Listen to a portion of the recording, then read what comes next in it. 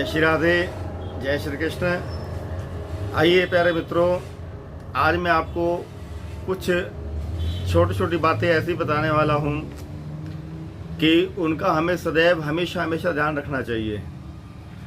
घर में, दुकान में कभी हम लोग छोटी छोटी गलतियाँ करते हैं और उन गलतियों के कारण खुद ही परेशानी को हमें झेलना पड़ता है।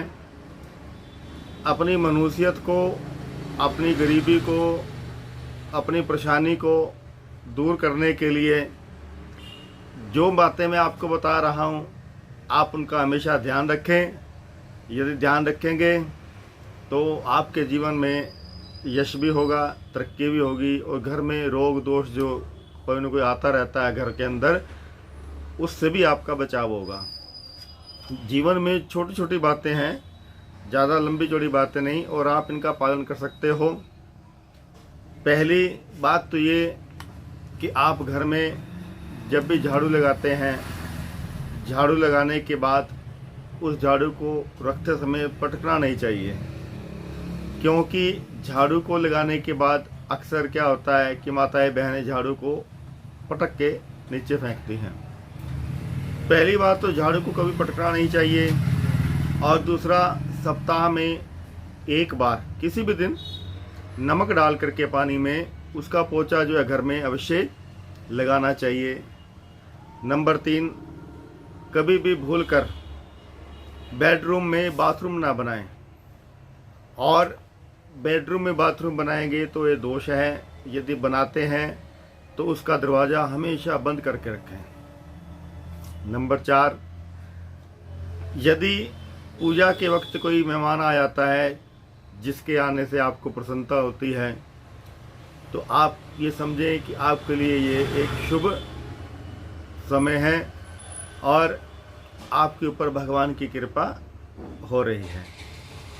नंबर 5, टूटी हुई खंडित मूर्ति कभी घर में नहीं रखनी चाहिए, और एक ही देवता की मूर्ति घर के अंदर ज़्यादा नहीं होनी चाहिए। कोई भी देवता हो, किसी भी देवता की मूर्ति जो है ज़्यादा घर के अंदर वो नहीं होनी चाहिए।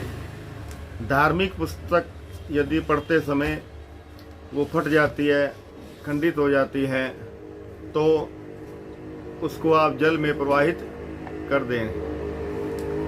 इसके बाद पूजा घर में कभी भूल करके भी जो आपके पितर हैं, जो शरीर को छोड़कर चले गए, आपके बुजुर्ग, उनकी तस्वीर कभी भी पूजा घर में नहीं लगानी चाहिए।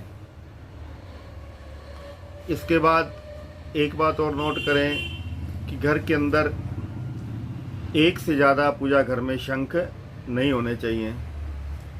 आप इन बातों को ध्यान से सुने और इसको फॉलो करें। यदि आपके घर में ऐसा कोई दोष है, ऐसी कोई बात है, तो उसको आप सुधार लें। बिस्तर पर बैठ करके कभी भोजन नहीं करना चाहिए। झाड़ू को कभी खड़ा करके नहीं रखना चाहिए, और ना ही झाड़ू रखने के बाद उसके ऊपर उसको लांग करके उसके जाना चाहिए। यदि आंखों में लालिमा है तो आपके जो पैर का अंगूठा है उस पर सरसों का तेल लगाने से आपकी आंख की लालिमा वो ठीक हो जाएगी। सोते समय पाँव के तलवों में धो करके पाँव को तलवों में मालिश जो अवश्य करनी चाहिए। यदि आप तुलसी का नित्य प्रति सेवन करते हैं तो आपको कभी भी मलेरिया नामक ये रोग नहीं हो सकता। सुबह का नाश्ता अच्छा होना चाहिए। कई लोग क्या करते हैं कि थोड़ा बहुत चाय दूध ली, बिस्कुट लिया और काम पे चले गए।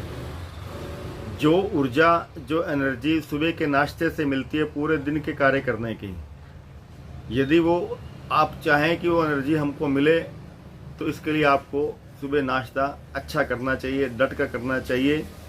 इससे आपका शरीर कमज़ोर नहीं होगा, आपका दिमाग भी कमज़ोर नहीं होगा।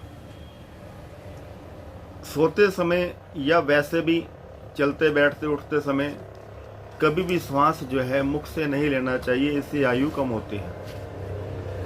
श्वास नासिका से लेना चाहिए। मुख से श्वास लेने वाले की आयु जो है वो क्षीण होती है।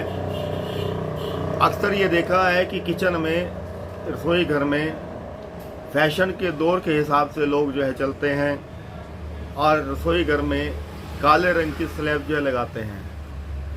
कभी भी रसोई घर में काले रंग की स्लैब नहीं होनी चाहिए, और काला रंग जो है ये शनि का प्रतीक है, इसलिए काले रंग की स्लैब रसोई के अंदर आप ना रखें तो बहुत अच्छा है।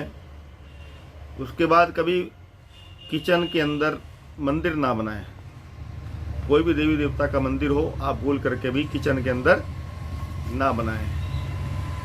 शिवलिंग पर यदि आप जौ चढ़ाते हैं तो आपकी जो बहुत दिनों से परेशानी चलती आ रही है, जिसका कोई हल नहीं निकल रहा, तो शिवलिंग पर जौ चढ़ाने से वो आपकी समस्या जो है वो ठीक हो जाएगी। प्यारे मित्रों, कुछ सूत्र मैंने आपको दिए, आप इनका पालन करें और देखें। यदि आप इनका पालन करते हैं तो आपको जीवन में खुशहाली जो है लौट करके आती है। आपको वीडियो कैसा लगा? अच्छा लगे तो अपने मित्रों को शेयर करें, और मेरा ये चैनल यदि सब्सक्राइब आपने नहीं किया है तो इस चैनल को सब्सक्राइब करें। कुछ पूछना चाहते हैं, बात करना चाहते हैं ज्योतिष के विषय में, कथा आदि भागवत कथा के विषय में, श्री राम कथा के विषय में, तो आप नीचे दिए गए नंबर पर मुझको व्हाट्सअप कर सकते हैं, मुझको फ़ोन कर सकते हैं। कुंडली बनवाना चाहते हैं, दिखाना चाहते हैं, तब भी आप मुझसे बात कर सकते हैं। मैं पंडित अनिल कोदन। जय श्री राधे, जय श्री कृष्ण।